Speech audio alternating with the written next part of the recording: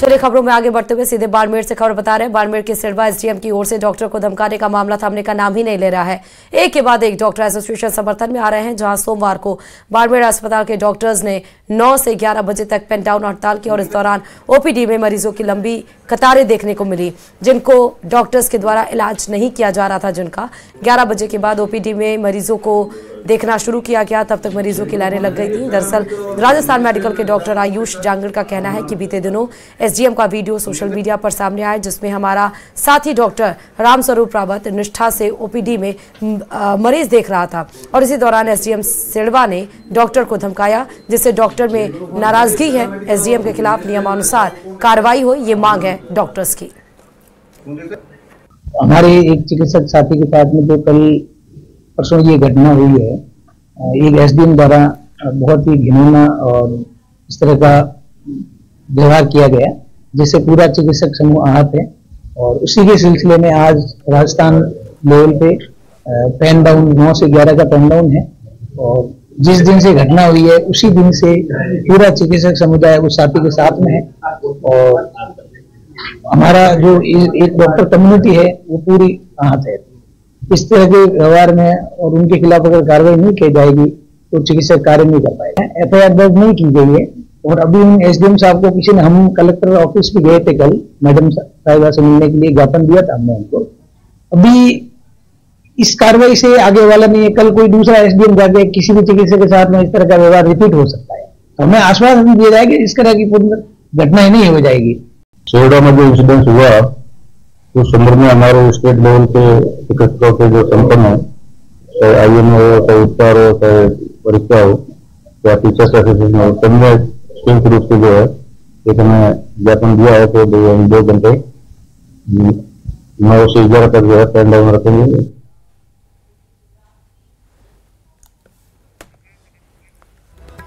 तो 4 तस्वीरें हैं जिलों की, करौली, बाड़मेर, सवाई माधोपुर और माधोपुर और झुंझुनू की, जहां पर आप देखिए पेन डाउन हड़ताल आज डॉक्टर्स के द्वारा किया गया है और जहां ओपीडी में लंबी लंबी कतारें लग गई। 11 बजे के बाद जब डॉक्टर्स ने मरीजों को देखना शुरू किया तो अब तक भारी तादाद में, भारी संख्या में वहां पर मरीजों का जमावड़ा लग गया था।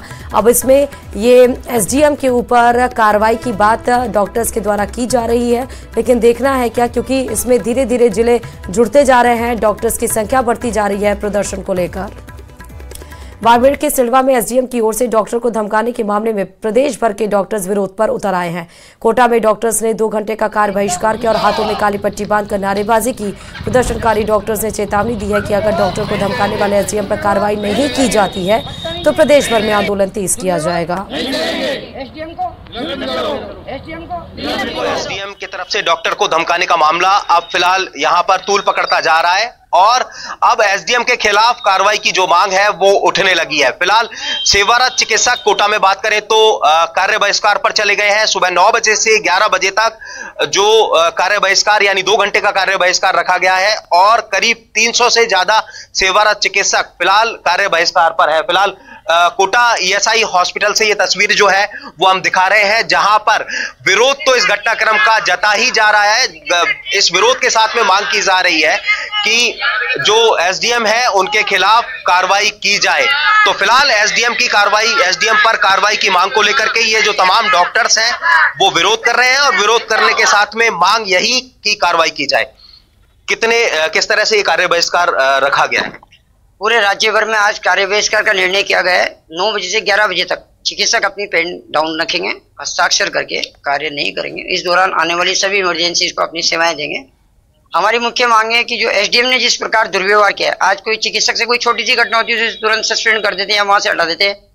24 और 48 आवर के बाद भी उस एसडीएम को अब तक निलंबित नहीं किया गया है। बहुत बड़ी हम सुशासित सरकार से और राज्य के यशस्वी मुख्यमंत्री से मांग करते हैं कि ऐसे एसडीएम को जो बदतमीज है, दादागिरी कर रहा था जनता के सामने, जनता के सेवक से, जो कि पीड़ित मानव की सेवा कर रहा था, पीड़ित मानव की सेवा करते हुए एक ऐसे एसडीएम ने ऐसे बदतमीजी की, ये पूरे राज्य के चिकित्सकों का अपमान है और इस अपमान को राजस्थान का चिकित्सक नहीं सहेगा। यदि कोई कार्यवाही सरकार नहीं करती है तो आगे कठोर निर्णय राजस्थान के सेवारत चिकित्सक मीटिंग करके लेंगे। यानी कुल मिलाकर के आप लोग मन बना चुके हैं कि अगर कार्रवाई नहीं होती है तो। राजसमंद से खबर, राजसमंद के नाथद्वारा में बीजेपी नेता जगदीश पालीवाल ने श्रीनाथ जी के दर्शन कर भाजपा जिला अध्यक्ष का पदभार संभाला है। और इस मौके पर कार्यकर्ताओं ने श्रीनाथ जी मंदिर में राजभोग का मनोरथ भी करवाया, जहां वरना उड़ाकर जिलाध्यक्ष और कार्यकर्ताओं का स्वागत किया गया। इस दौरान जगदीश पालीवाल ने प्रदेश अध्यक्ष और सभी कार्यकर्ताओं का आभार जताया और पद के प्रति निष्ठा से कार्य करने की बात कही। उन्होंने कहा कि उनके निर्वाचन से पूरी पार्टी के कार्यकर्ता खुश हैं और सभी को साथ लेकर चलने का कार्य करूंगा। संगठन भारतीय जनता पार्टी ने जो मुझ पर विश्वास व्यक्त करते हुए जिला अध्यक्ष का दायित्व पद नहीं दायित्व के रूप में मैंने इसको स्वीकार किया है। जिला अध्यक्ष का जो दायित्व दिया है, संपूर्ण राजसमंद वासियों को मैं विश्वास दिलाता हूँ कि भारतीय जनता पार्टी का मैं पूर्ण निष्ठा और मनोयोग से काम करूंगा। और आने वाले समय जो है बड़ा समय है, क्योंकि यह वर्ष चुनावी वर्ष है।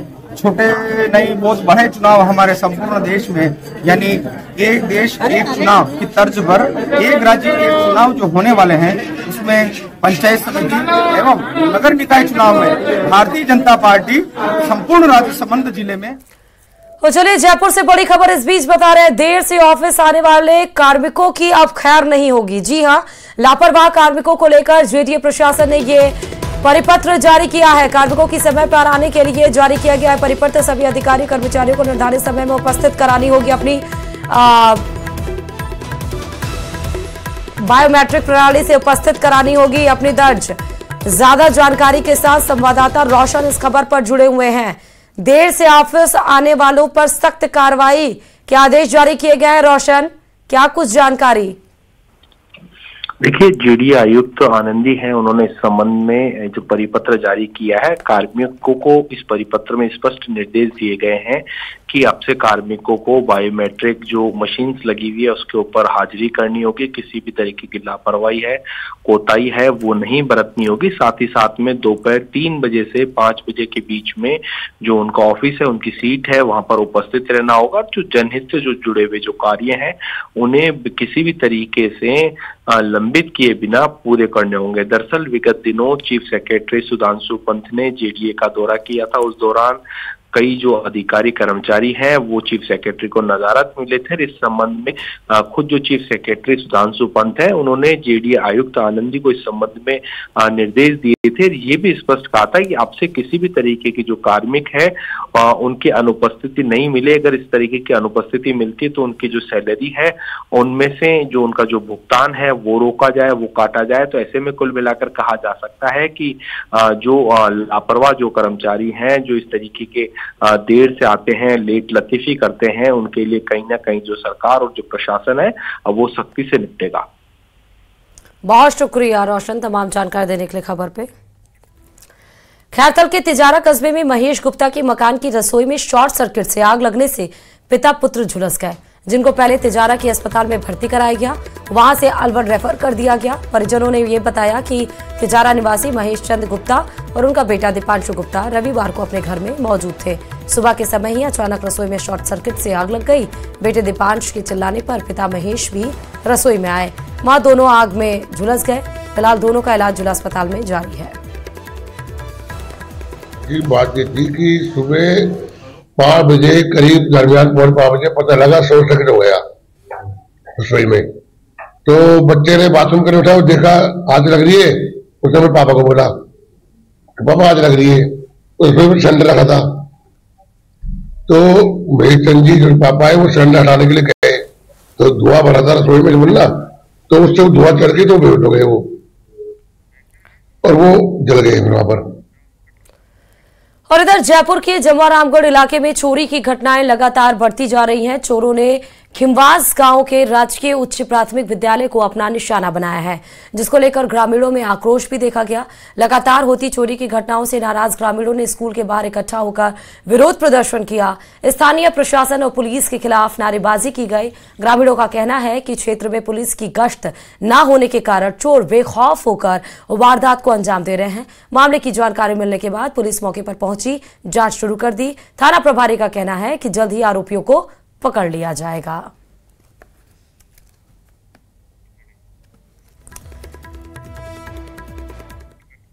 और चलिए अब बात भीलवाड़ा से बड़ी खबर की। शराब की दुकान को चोरों ने निशाना बनाया है। बलियास में सेंध लगाकर दुकानों में चोर घुसे हैं। सूचना पर बलियाज थाना पुलिस मौके पर पहुंची है। दुकान से नकदी सहित शराब की पेटियां भी चुरा ली गई हैं। दुकान में लगे सीसीटीवी कैमरे के डीवीआर को भी चोर साथ ले गए हैं। कोई भी साक्ष्य अपने पीछे नहीं छोड़ा है। क्षेत्र में लगातार हो रही चोरी की घटनाओं से आम जन में आक्रोश है। बलियाज थाना पुलिस गश्त पर अब सवाल भी उठ रहे हैं कि यानी कि पुलिस गश्त नहीं कर रही है, पेट्रोलिंग नहीं करती है, इसलिए चोरों के अंदर कोई भी खौफ नहीं है। बेखौफ होकर वो आए दिन चोरी की वारदात को अंजाम देते हैं। शराब की दुकान में चोरी की यह पूरी वारदात आपके सामने है। सीसीटीवी का डीवीआर भी चुरा कर ले गया। पुलिस के सामने एक बड़ी चुनौती है कि आखिर वो चोर की तलाशी करेगी कैसे। और इधर झुंझुनू के गुढ़ागौड़जी से भी बड़ी खबर है। छात्राओं से बैड टच और अश्लील मैसेज भेजने का ये पूरा मामला है, जहां तीसरे दिन भी ग्रामीणों ने स्कूल के मुख्य दरवाजे पर ताला लगा दिया। पूर्व मंत्री राजेंद्र गुड़ा के साथ ग्रामीण धरने पर बैठ गए हैं। ग्रामीणों की मांग है स्कूल के समस्त स्टाफ को हटा दिया जाए। रिपोर्ट के बाद पुलिस ने आरोपी शिक्षक नथु सिंह और ताराचंद को गिरफ्तार कर लिया है। शिक्षकों का सहयोग करने वाली शिक्षिका गुलाब देवी को भी एपीओ किया गया है। मामले में जिला कलेक्टर ने एसडीएम से रिपोर्ट मांगी है। पूर्व ने यह कहा है कि गुरु शिष्य के रिश्ते को यहाँ पर इस घटना ने शर्मसार किया है। ऐसी घटनाओं से बेटियों को स्कूल भेजने से लोग अब कतराने लगे हैं। ग्रामीण अब हिचक रहे हैं। बामलास गांव के सरकारी स्कूल का पूरा मामला है। सवाई माधोपुर के गंगापुर सिटी में सट्टे का कारोबार जमकर चल रहा है और इसी के चलते मारपीट की एक घटना भी सामने आई है। बताया जा रहा है कि कुछ लोग सट्टा खेल रहे थे, तभी सट्टे में जीती हुई रकम के लेन देन को लेकर आपस में विवाद हो गया और उन्होंने एक साथी की जमकर पिटाई कर डाली। मारपीट कर रुपए भी छीन लिए। फिलहाल घायल को गंगापुर सिटी के सामान्य चिकित्सालय में भर्ती करवाया गया, जहां उसका इलाज चल रहा है। मैं खेलता हूं ना, अपने बॉल बूथ तक खेलता हूं, पर ऐसी बात नहीं है। बहन का भाई हूं, छिंदाल का भाई नहीं हूं। मैं जीता 10,000 रुपया। मैं जीता 10,000 रुपया। तो मेरे से लूटा जुगती करती, तो मेरे को दूसरे ने खिलवाई। अब आपने मेरे को जुआ खिलवाई, तो मैं आपको 1,000 रुपये को दे दूं, है ना। तुमको मैंने दे दिए पैसे, तुमको मैंने दे दिए। अब तुम जो कहता दादागिरी। और चलिए जयपुर से बड़ी खबर है। परिवहन विभाग से जुड़ी अहम खबर यह है कि धौलपुर में 2 परिवहन निरीक्षकों को थाने में रखने का पूरा मामला है। घटना के बाद से प्रदेश भर के परिवहन निरीक्षकों में आक्रोश देखा जा रहा है। प्रदेश भर के निरीक्षक काली पट्टी बांधकर ड्यूटी कर रहे हैं। परिवहन निरीक्षकों की यूनियन ने ट्रांसपोर्ट कमिश्नर के नाम ज्ञापन भी सौंपा है। Additional transport commissioner Renu Khandelwal को यह ज्ञापन सौंपा गया है। ज्ञापन में घटना के प्रति आक्रोश जताया गया है, कार्रवाई की मांग की गई है। यूनियन अध्यक्ष परिवहन इंस्पेक्टर राजेश चौधरी ने इस बाबत पूरी जानकारी दी है।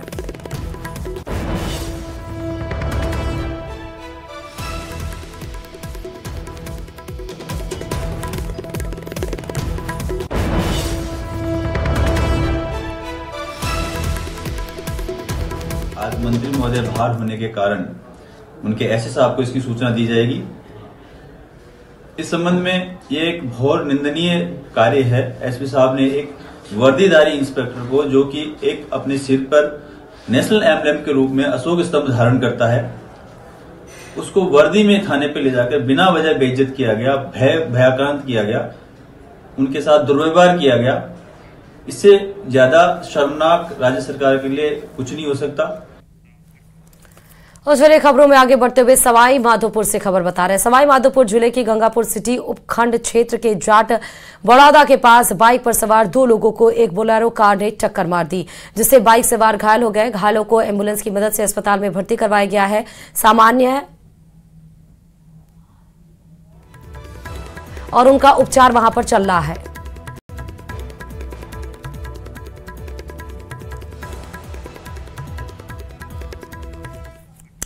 श्रीगंगानगर जिले में सिंचाई पानी की कमी के चलते करीब 8 लाख हेक्टेयर भूमि में खड़ी रबी की फसलों पर संकट के बादल मंडरा रहे हैं। सिंचाई के पानी की कमी से प्रभावित किसान संगठनों की ओर से आज श्रीगंगानगर के सिंह सभा गुरुद्वारा में एक बैठक बुलाई गई है, जिसमें प्रशासन से किसानों को सिंचाई पानी उपलब्ध कराने की मांग को लेकर चर्चा की जाएगी।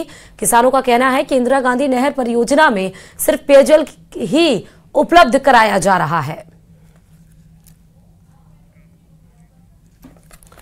जैसलमेर के मोहनगढ़ नहरी क्षेत्र में किसान रबी की फसल की बुआई के लिए पर्याप्त पानी नहीं मिल पा रहा किसानों को। नहरों में 1 फरवरी से सिर्फ पीने के लिए पानी मिल रहा है, जिसके चलते किसान परेशान है। दरअसल भाखड़ा व्यास प्रबंधन बोर्ड की तकनीकी समिति बैठक बुधवार को चंडीगढ़ मिशन पर हुई थी। बैठक में बांधों के जलस्तर की समीक्षा की गई और उसके बाद राजस्थान सहित संबंधित सभी राज्यों को आवंटित किए गए शेयर की समीक्षा की गई है। जल स्तर के अनुसार इंदिरा गांधी नहर परियोजना के लिए आवंटित शेयर का पानी लेने के लिए बीबीएमबी के ने साफ मना कर दिया, जिससे अब इंदिरा गांधी नहर में केवल पेयजल के लिए 3000 क्यूसेक पानी नहरों में छोड़ा जाएगा और जिससे नहरी क्षेत्र में लाखों हेक्टेयर में रबी की फसलों पर संकट खड़ा हो गया है। मीडिया बंधुओं के माध्यम से आज हम सरकार तक हमारी आवाज को पहुंचाना चाहते हैं, क्योंकि हम राजस्थान सरकार और नहर विभाग ने 5 बारी का 3 में से 1 ग्रुप का रेगुलेशन जारी किया था, जो जैसलमेर जोन को केवल 3 पानी ही मिला है और कुछ 2-3 नहरों को चौथा पानी मिला। बाकी सारा जोन आज तक बाकी पड़ा है और 3 बारी के अंदर किसानों ने, जैसलमेर जोन के किसानों ने लगभग 3 लाख हेक्टेयर भूमि बिजाई की। प्रतापगढ़ की प्रमुख रूप से व्यावसायिक फसल अफीम पर इन दिनों फूल खिलने लगे हैं। ऐसे में खेतों के पास हवा में मातकदा की गंध भी घुलने लगी है। वहीं अति संवेदनशील फसल की रखवाली में किसान भी खेतों पर रहने लगे हैं। इसके लिए किसानों ने खेतों पर ही आशियाना बना लिया है। बता दें कि इस साल नारकोटिक्स विभाग की ओर से जिले में कुल 8038 किसानों को बुआई के लाइसेंस दिए गए थे, जिसमें से 11 किसानों ने अफीम फसल की बुआई नहीं की है। इस प्रकार जिले के 246 गांव के कुल 8027 खेतों में अफीम की फसल लहलहा रही है। झुंझुनू में निजी स्कूलों में बच्चों के साथ बेरहमी से मारपीट की घटनाएं थमने का नाम नहीं ले रही हैं। ताजा मामला झुंझुनू शहर का है, जहां पर गोलाई मोड़ के पास संचालित आदर्श इंग्लिश एकेडमी में एक बच्चे के साथ स्कूल की महिला संस्था प्रधान के पति ने बेरहमी से मारपीट की और जिसके चलते उसके अंगूठे में फ्रैक्चर आ गया। कक्षा 6 में पढ़ने वाले बच्चे के चाचा ने बताया कि तैश में आए स्कूल की संस्था प्रधान के पति ने उसके भतीजे के साथ 2-3 अन्य बच्चों के साथ बेरहमी से मारपीट की और साथ ही उन्हें मुर्गा बनाकर चक्कर भी लगवाया गया है। बिल्कुल लाउड है सर, हमारा मीडिया से हम मना नहीं कर सकते आप। और वो भी बहुत गंभीर है और उसका दाएं हाथ के अंगूठे के अंदर फ्रैक्चर है, तो उसी को मामले को लेके हम यहाँ पे आए हैं। जहाँ पे प्रिंसिपल वगैरह से बात किया तो पहले तो एक अनजान व्यक्ति है जिसका नाम जितेंद्र बताया जा रहा है, पेरोल के ऊपर जो है वो प्रिंसिपल की कुर्सी पे बैठा हुआ था। जब उससे पूछा गया कि आप यहाँ के प्रिंसिपल हैं, तो एक कृष्णा सैनी है जो आई और उसने प्रिंसिपल की कुर्सी ली।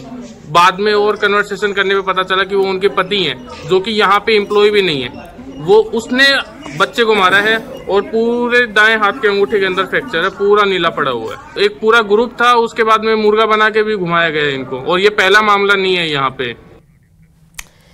उदयपुर में रविवार को बसंत पंचमी पर तालिक साहू समाज के सामूहिक विवाह समारोह में खाना खाने के बाद फूड पॉइजनिंग से 150 लोगों की तबीयत बिगड़ गई, जिनमें ज्यादातर महिलाएं और कुछ बच्चे शामिल थे और इसमें से कुछ की तबीयत ज्यादा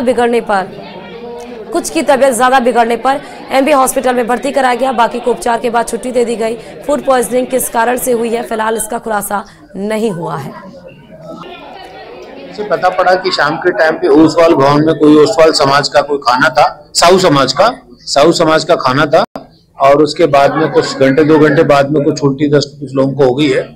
तो यहाँ पे हमें शुरू में सूचना मिली थी, उसके मुताबिक तो शुरू में 30-35 लोग पहुंचे थे, परंतु घंटे भर बाद में अभी कुछ मरीज वापस और आने लगे हैं और अभी तक अस्पताल में 140 मरीज हमारे पास आ चुके हैं।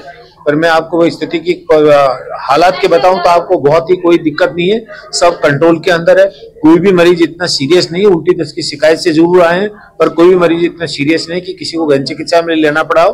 कुछ मरीजों को जरूरत पड़ रही है ड्रिप लगाने की, इंजेक्शन की, इसलिए कुछ मरीजों को जो जस्ट एक शिकायत थी भी थोड़ा जी घबरा रहा है, ऐसे उनको इंजेक्शन लगा करके अंडर ऑब्जर्वेशन रखा जा रहा है। भीलवाड़ा के हरनी महादेव में सेन समाज ने सामूहिक विवाह सम्मेलन का आयोजन किया है, जिसमें करीब 38 नवविवाहित जोड़ों ने एक साथ 7 फेरे लिए। सामूहिक विवाह सम्मेलन में 7 जिले के 15,000 से अधिक लोग भीलवाड़ा पहुंचकर शामिल हुए।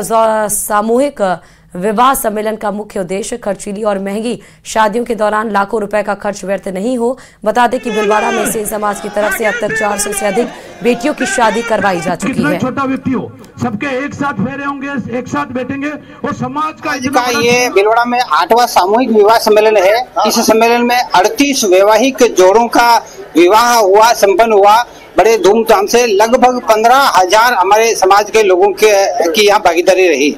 आसपास के 7 जिलों से यहाँ जोड़े आए हैं और अब तक 8 सामूहिक विवाह सम्मेलनों में लगभग 400 कन्याओं का हमने विवाह संपन्न कराया है। यह महंगी शादियों के खिलाफ में बहुत बड़ा ये आंदोलन है। इससे लाखों रुपए की अप्रत्यक्ष रूप से बचत होती है।